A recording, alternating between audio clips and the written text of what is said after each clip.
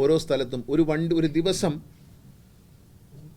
ദിവസം KSRTC ഓടുന്ന വണ്ടികളുടെ 60% വണ്ടികൾ ഇൻസ്പെക്ടർമാർ ഇപ്പോൾ പരിശോധിക്കുന്നുണ്ട്. പണ്ട് പരിശോധനയൊന്നും ഉണ്ടായിരുന്നില്ല. പണ്ട് ടിക്കറ്റിൽ എന്തെങ്കിലും ക്രമക്കേടുണ്ടെന്നാണ് പരിശോധിച്ചുകൊണ്ടിരുന്നത്. ഇപ്പോൾ അങ്ങനെ മാത്രമല്ല, വണ്ടി ക്ലീനാണോ ഇതെല്ലാം പരിശോധിക്കുന്നുണ്ട്. വണ്ടികൾ ക്ലീൻ ചെയ്യാൻ വേണ്ടി കുടുംബശ്രീയുമായി ഒരു സംസാരം നടത്തി. അവർ ഏതാണ്ട് വന്നെങ്കിലും അങ്ങോട്ട് പ്രായോഗിക തലത്തിൽ വരാത്തത് കൊണ്ട് വീണ്ടും ക്ലീനിങ് കോൺട്രാക്റ്റ് കൊടുക്കാൻ വേണ്ടി ടെൻഡർ വിളിച്ചിരിക്കുകയാണ്. തമ്പാനൂർ ബസ് സ്റ്റേഷൻ ക്ലീൻ ചെയ്യാൻ കോൺട്രാക്റ്റ് കൊടുത്തു. നിങ്ങൾക്ക് പോയി പരിശോധിക്കാം, വളരെ വൃത്തിയായിട്ട് കിടക്കുകയാണ്. ഓരോ ബസ് സ്റ്റേഷനായിട്ട് നമ്മൾ ക്ലീനിങ് കോൺട്രാക്റ്റ് കൊടുക്കുകയാണ്. ബസ് കഴുകാനും ഒരു കേരളം മുഴുവൻ സ്റ്റേറ്റ് വൈഡായിട്ട് ഒരൊറ്റ കോൺട്രാക്റ്റായിട്ട് കൊടുക്കാൻ പോവുകയാണ്. നമ്മൾ ജനങ്ങൾക്ക് ആവശ്യമുള്ളതിൽ പൈസ എറിഞ്ഞ് തന്നെയാണ് പൈസ പിടിക്കുന്നത്. എല്ലാ വണ്ടികളിലും വെള്ളം കൊടുക്കാൻ പോകും. എല്ലാ വണ്ടികളും ഓൺലൈനിൽ ഓർഡർ ചെയ്തിട്ടുള്ള ഫുഡ് കിട്ടും. ഇനി വണ്ടി ദീർഘയാത്രയിലെല്ലാം എല്ലാ വണ്ടികളും നല്ല കൊള്ളാവുന്ന ഹോട്ടലുകളിൽ നിർത്താൻ തുടങ്ങിയപ്പോൾ കുടുംബസമേതം ആളുകൾ യാത്ര ചെയ്യാൻ തുടങ്ങി. ടോയ്ലറ്റ് ഫെസിലിറ്റീസ് ഉണ്ടായി. മിക്കവാറും എല്ലാ ബസ് സ്റ്റേഷനെയും ടോയ്ലറ്റ് നവീകരിച്ചു, സുലഭനെ ഏൽപ്പിച്ചു. ഇങ്ങനെ ജനങ്ങൾ ആഗ്രഹിച്ച കാര്യങ്ങൾ മുഴുവൻ ഇതിൽ നടപ്പിലാക്കി. മഹത്തായ കാര്യങ്ങളൊന്നും നടപ്പിലാക്കില്ല, ചെറിയ ചെറിയ കാര്യങ്ങളാണ്. ഏറ്റവും പ്രധാനം ജീവനക്കാരുടെ പെരുമാറ്റത്തിൽ, അവരുടെ ശരീരഭാഷയിൽ, അവരുടെ സമീപനത്തിൽ വന്നിട്ടുള്ള വലിയ മാറ്റം.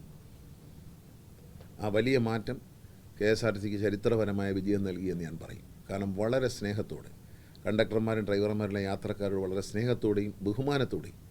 ഞാൻ പലപ്പോഴും പറയുമ്പോൾ ഇയാളെന്തോ പറയുന്നത്, ഇയാളാരാ ഉപദേശിക്കാനെന്നൊക്കെ ചോദിക്കും.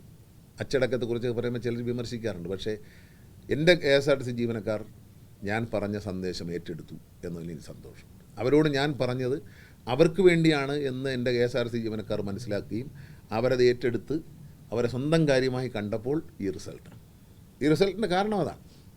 കാരണം ഷെഡ്യൂളിങ്ങും കാര്യങ്ങളൊക്കെ നന്നായി എന്നുള്ള ശരിയാണ്. സാമ്പത്തികമായ നഷ്ടങ്ങൾ കുറച്ചു, ചിലവുകൾ, അനാവശ്യ ചിലവുകളെല്ലാം വെട്ടിക്കുറച്ചു. ഡീസലിൻ്റെ കാര്യത്തിലെല്ലാം നമ്മൾ വലിയ കുറവ് വരുത്തി. ഇനിയും വലിയ കുറവ് വരും. ഡീസൽ കമ്പനികളുമായൊരു ചർച്ച വെച്ചിട്ടുണ്ട്. ആ ചർച്ച വിജയിക്കും. ആ ചർച്ച വിജയിച്ചാൽ KSRTCയിൽ ചരിത്രപരമായ മറ്റൊരു മാറ്റം കൂടി ഉണ്ടാവും. നിങ്ങൾ വിചാരിക്കുന്നതിനേക്കാളും വലിയ വളർച്ച KSRTC കൈവരിക്കും. ഒരു 2-3 മാസത്തിനുള്ളിൽ കൈവരിക്കും. ഈ സർക്കാർ ഇതിനെ രക്ഷപ്പെടുത്തിയിട്ടേ അടങ്ങൂ എന്ന് തീരുമാനിച്ചിട്ടുണ്ട്. ഈ സർക്കാർ ഇതിനെ രക്ഷപ്പെടുത്തി ഈ നിലയിലെത്തിച്ചു. അതിൽ ബഹുമാനപ്പെട്ട മുഖ്യമന്ത്രി പൂർണ്ണ സ്വാതന്ത്ര്യം, അദ്ദേഹത്തോട് എനിക്ക് നന്ദി പറയണ ഈ അവസരത്തിൽ. ഒരു മന്ത്രി എന്ന നിലയിൽ അദ്ദേഹത്തിന് ഇതുമായി ബന്ധപ്പെട്ട എന്ത് കാര്യത്തിന് ആര് സമീപിച്ചാലും നിങ്ങളെ മന്ത്രിയോട് ചോദിച്ചിട്ട് ചെയ്തോളൂ.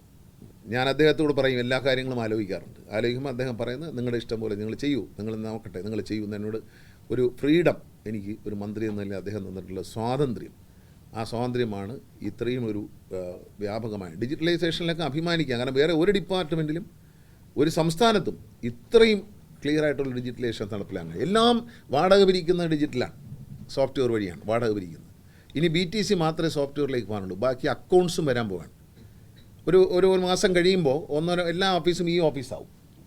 ഈ ഒരു മാസത്തിനുള്ളിൽ തന്നെ എല്ലാ ഓഫീസിലും അക്കൗണ്ടിങ് സോഫ്റ്റ്വെയർ വേണം. അപ്പോൾ 100 രൂപ ഇവിടെ ചിലവഴിച്ചാൽ അത് അപ്പോൾ തന്നെ ഫൈനാൻസ് ഓഫീസറുടെയും CMDയുടെയും ടേബിളിൽ കാണാം കമ്പ്യൂട്ടറിൽ. 100 രൂപ ചിലവഴിച്ചു, പാപ്പരം കൂടെ 100 രൂപ ചിലവഴിച്ചു, 2000 രൂപ കളക്ഷൻ വന്നു. അപ്പോൾ ഈ KSRTCയുടെ balance sheet every second update ആയിരിക്കും. ബാലൻസ് ഷീറ്റ്, ഈ സാമ്പത്തിക വർഷത്തെ ബാലൻസ് ഷീറ്റ് അപ്ഡേറ്റ് ആയി അതിൻ്റെ പ്രിൻ്റ് ഔട്ട് മാത്രം എടുത്താൽ മതി.